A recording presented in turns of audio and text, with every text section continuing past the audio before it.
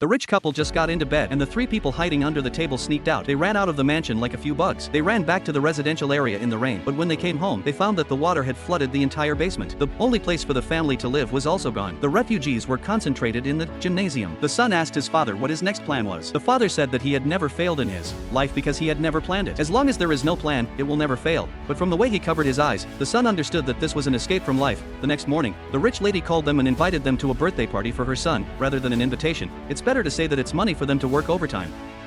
The family chose their own old clothes in the gymnasium. The rich lady also chose a suit from her own closet. The old man was treated like a porter for a day. On the way back to the mansion, the old lady easily put her feet on his head. However, halfway through, the old lady smelled the smell of the old man's body. Instead, she put down the window to breathe. The old man held back his anger. When everyone was busy with the party, only his younger brother sneaked into the basement.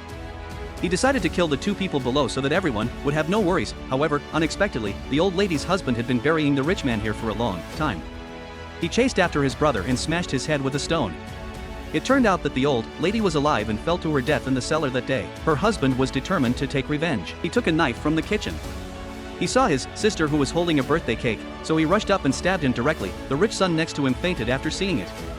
When his mother came out to stop him, the two of them fought with each other for a moment. Seeing everyone leaving with blood all over their bodies, the old man fainted. In the end, his mother successfully used a fork to subdue the murderer. But just in time, the key that the old man threw out was also pressed under his body. The rich man pushed the murderer away to get the key, but when he smelled the smell of his nose, he couldn't help but pinch his nose. Seeing this scene, the old man couldn't bear it anymore. He picked up the knife and rushed forward. He stabbed the rich man's heart. After that, he panicked and disappeared from the sight of people. After this accident, his brother was hit in the head, his sister died of excessive bleeding.